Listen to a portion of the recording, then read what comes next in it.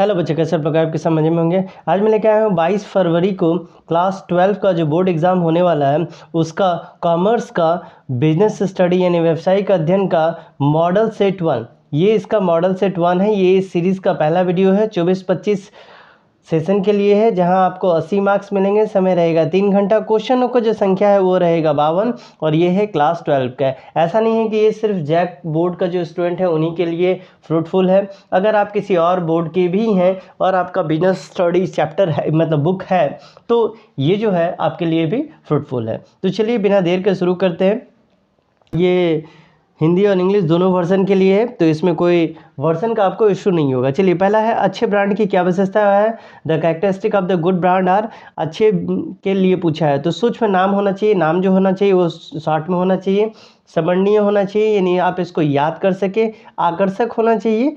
तो D number इसका option हो जाए। दूसरा नंबर में पूछा है वित्तीय प्रबंध है। वित्तीय प्रबंध क्या है, कला है, विज्ञान है, या दोनों है, या इसमें से कोई नहीं है। तो देखिए, वित्तीय प्रबंध दोनों में आता है। ये एक आर्ट भी है और इसके साथ साथ ये एक साइंस भी है। तो आपको इसमें ध्यान रखना है कि ये दोनों का कैटेगरी में आता है।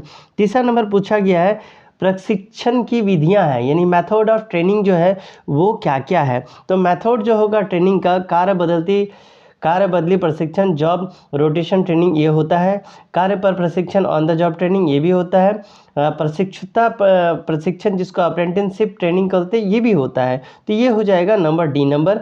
इसके बाद 4 नंबर में है भारापन का प्रभावशाली होने के लिए उत्तरदायित्व के साथ होना अति आवश्यक है। ठीक है, तो क्या क्या इसमें आवश्यक हो जाएगा, तो इसका हो जाएगा ए नंबर। जब तक आपके पास ऑथोरिटी यानी अधिकार नहीं होगा, आप कोई भी भार को आगे नहीं बढ़ा सकते हैं। ठीक है, तो इसके लिए आपको क्या होना चाहिए, आपके पास अधिकार होना चाहिए। 5वां नंबर दिया है प्रबंध का सार है। प्रबंध का यानी एसेंस ऑफ मैनेजमेंट जो है वो क्या हो जाएगा। तो प्रबंध का जहाँ सार आपसे पूछा जाएगा तो आपको एक बार याद रखना है, वह है समन्वय यानी कोऑर्डिनेशन। आप प्रबंध में सबसे टॉप मैनेजमेंट में बैठे हुए हैं, तो नीचे वाला मैनेजमेंट से आप जब तक कम्युनिकेट नहीं करेंगे तब तक आपको पता क्या चलेगा कि नीचे क्या हो क्या रहा है। ठीक है, इसलिए आपको सबके साथ क्या करना है, कोऑर्डिनेशन मिला के चलना है, तो ही प्रबंध जो है वो आगे बढ़ सकता है। इसके बाद 6ठा नंबर में दिया है प्रबंध का मुख्य उद्देश्य जो है वो क्या है। लक्ष्य निर्धारित करना नहीं होता, अधिकतम उत्पादन नहीं होता है। हाँ, ये हो जाएगा सी नंबर, न्यूनतम लागत में अधिकतम उत्पादन। किसी भी प्रबंध का ये सबसे बड़ा ये होता है, कम पैसा खर्चा करके ज़्यादा से ज़्यादा अर्निंग करना, ये इनका टारगेट रहता है। 7वां नंबर में हेनरी फेयल का प्रबंध का सिद्धांत जो है वो क्या है। तो इनका प्रबंध का सिद्धांत में 14 ठो लिस्ट है, 14 ठो इन्होंने नंबरिंग दिया है, जहाँ प्रबंध का इन्होंने 14 अलग अलग टाइप बताया है। 8वां नंबर है नई आर्थिक नीति का प्रमुख अंग जो है वो क्या है। तो ये हो जाएगा उदारीकरण, वैश्वीकरण, निजीकरण। ये तीनों का तीनों हो जाएगा, इसलिए हम लोग इसमें मारेंगे डी नंबर में। 9 नंबर है नियोजन भविष्य को पकड़ने के लिए बनाया गया ये पिंजरा है। ये जो कथन है, ये जो डायलॉग है, ये किनके द्वारा मारा गया था, तो ये एलन के द्वारा मारा गया डायलॉग है। ठीक, इसके बाद हम लोग आते हैं 10 नंबर में, जहाँ पूछा गया है गलत संगठन संरचना व्यावसायिक निष्पादन को रोकती है, यहाँ तक कि उसे नष्ट कर देती है। यह कथन जो है ये किसका है, तो ये ड्रकर का कथन है। ड्रकर भाई साहब ने ये कथन कहा था। 11 नंबर में दिया गया है मानसिक क्रांति मूलधार है। मानसिक क्रांति जो है किसका मूलधार है, तो देखिए मानसिक क्रांति का मूलधार हो जाएगा वैज्ञानिक प्रबंध का, जिसको हम लोग साइंटिफिक मैनेजमेंट के द्वारा जानते हैं। इसके बाद 12 नंबर में आपसे पूछा गया है भारार्पण किया जाता है, यानी डेलीगेशन जो है वो किनके द्वारा होता है, अधिकार के साथ। अगर आपको क्लास में टीचर चले गए और आपको वहाँ पर में बनाया गया मॉनिटर, ठीक है, तो अगर आपको मॉनिटर बनाया गया तो ही आप क्लास में टीचर के एब्सेंस में आप क्लास को हैंडल कर पाओगे। अगर मॉनिटर नहीं बनाया गया देन आपके पास कोई अधिकार नहीं है जो आप वहाँ पर में क्लास को मॉनिटरिंग करेंगे। ठीक है, इसको ऐसे याद रखना आप। इसके बाद 13 नंबर है प्रबंध कला है। प्रबंध कला है किस चीज़ का, स्वयं काम करने का, हम दूसरों से काम लेने का। ये दोनों चीज़ है, आप अपने करेंगे नहीं या दूसरों से काम लेंगे तो उसको हम लोग प्रबंध नहीं कह सकते हैं। उसके बाद 14 नंबर है मानव संसाधन प्रबंध में सम्मिलित है। मानव संसाधन में प्रबंध में क्या सम्मिलित है, तो भर्ती, चयन, प्रशिक्षण, यानी ये चारों का चारों पॉइंट जो हो जाएगा, ये चारों पॉइंट को आपको मेंशन करना है। इसके बाद 15 नंबर में है भारत में उपभोक्ता संरक्षण अधिनियम जो है वो कब से प्रभावी हुआ है। तो ये 15 अप्रैल 1987 से यह प्रभावी हुआ है। ये डेट आपको ध्यान में रखना है। 16 नंबर में दिया है कर्मचारियों का विकास सम्मिलित है, तो इसमें पदोन्नति, स्थानांतरण, प्रशिक्षण यानी ये सभी का सभी आ जाएगा। इसके बाद 17 नंबर में दिया गया है निर्देशन के तत्व है। निर्देशन के तत्व क्या हो जाएंगे? पर्यवेक्षण, अभिप्रेरण या नेतृत्व। ये तीनों का तीनों आएगा, यानी डी नंबर आपका ऑप्शन हो जाएगा। 18 है भारत में मुद्रा बाजार का नियंत्रण कौन करता है? तो ये RBI यानी रिजर्व बैंक ऑफ इंडिया के द्वारा किया जाता है। इसके बाद आपसे पूछा गया है 19 नंबर में अंगूरी बेल संदेश वाहन यानी ग्रेप वाइन कम्युनिकेशन जो है वो किस टाइप का है? इसको अनौपचारिक बोलते हैं, इनफॉर्मल के कैटेगरी में आता है, जैसे दोस्त का दोस्त से बातचीत। 20 में होता है एक अच्छी योजना होती है।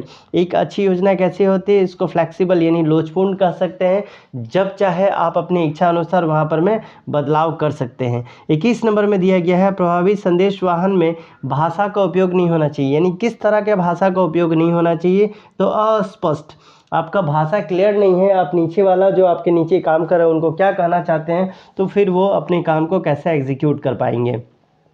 इसके बाद 22 नंबर में आपसे पूछा गया है एक व्यावसायिक उपकरण में नियंत्रण की आवश्यकता होती है। कब नियंत्रण की आवश्यकता होती है? जब स्थापना हो रहा है उस समय, या संचालन के समय, या वर्ष के अंत में, या निरंतर? तो ये हो जाएगा डी नंबर में। ऐसा नहीं है कि आप बिजनेस सेटअप कर दिया, आप कान में तेल डाल के सो गए, ऐसा नहीं है। आपको कंटिन्यू इसमें क्या होगा, तो आपको कंट्रोल इसमें करना पड़ेगा। 23 नंबर है वित्तीय प्रबंध का मुख्य कार्य क्या है? तो वित्तीय प्रबंध का आपसे मुख्य कार्य बोला गया है, तो वित्त नियोजन, कोषों को प्राप्त करना, शुद्ध लाभ आवंटन, यानी डी नंबर हो जाएगा। ठीक, इसके बाद हम लोग आते हैं 24 नंबर में, जहां आपसे पूछा जा रहा है वित्त का सबसे सस्ता स्रोत क्या है? कहां से आपको सबसे सस्ता वित्त प्राप्त हो सकता है? तो ये है प्रतिधारित आय, जिसको हम लोग रिटेन्ड अर्निंग्स के नाम से भी जानते हैं। 25 नंबर है सेबी की स्थापना हुई थी, तो सेबी की स्थापना कब हुई थी? तो ये 1992 में हुआ था। सेबी क्या है ये भी आप क्वेश्चन कर लेंगे, और इसका फुल फॉर्म क्या होता है ये आप कमेंट में बताएंगे।